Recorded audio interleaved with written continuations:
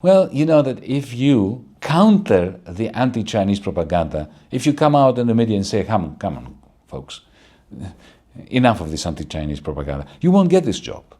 You'll be out of a job once you're no longer a minister. Maybe you will lose your ministership or your ministry. I've noticed in the last 2 years the intensification of anti-Chinese propaganda in our media. Just ludicrous stories.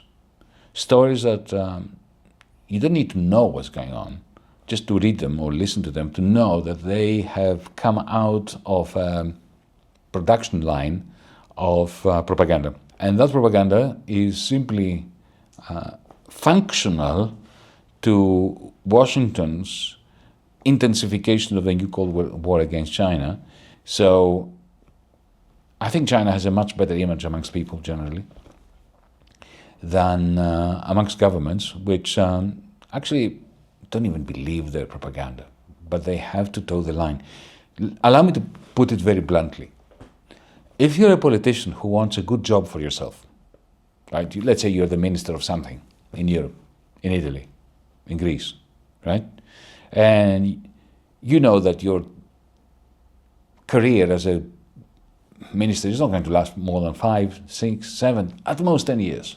And you are a career politician, and then you want to move up. You want to go to Brussels to be given a cushy job, some kind of directorate of the European Union, some ambassadorship of the European Union, maybe become a commissioner in the European Union, maybe get a job in Luxembourg at the European Investment Bank. Well, you know that if you counter the anti-Chinese propaganda, if you come out in the media and say, come on, folks, enough of this anti-Chinese propaganda, you won't get this job. You'll be out of a job once you're no longer a minister. Maybe you will lose your ministership or your ministry, right? So people here in China must understand that it's not so much that propaganda works at convincing people that China is the big bad wolf. It doesn't work that way. You simply need to know that if you speak out against the propaganda, even if you don't believe the propaganda, your career is going to be jeopardized. There's a fundamental difference between what people think and what governments do. Ordinary people, I think across Europe, have a high regard for the Chinese people.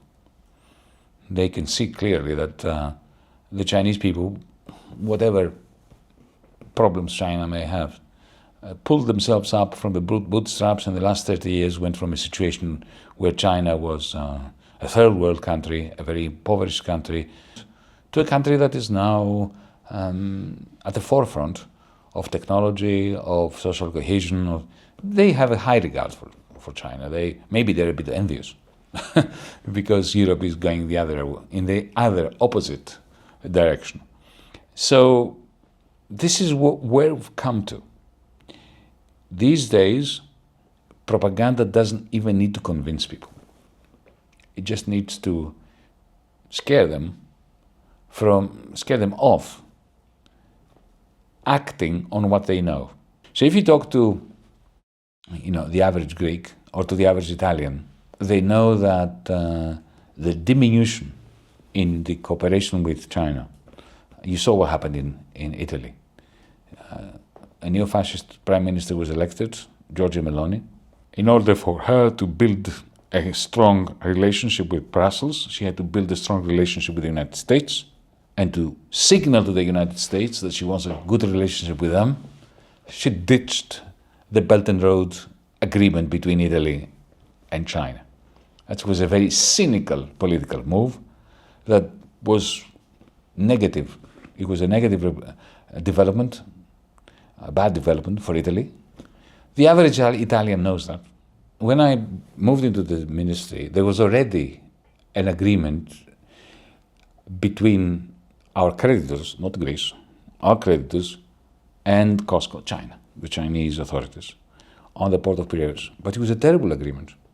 And I didn't think it was a good agreement for COSCO either, because it was the conditions and the terms were imposed by Germany, that wanted COSCO to take the port of Piraeus, but did not want COSCO to have too much influence and too many degrees of freedom.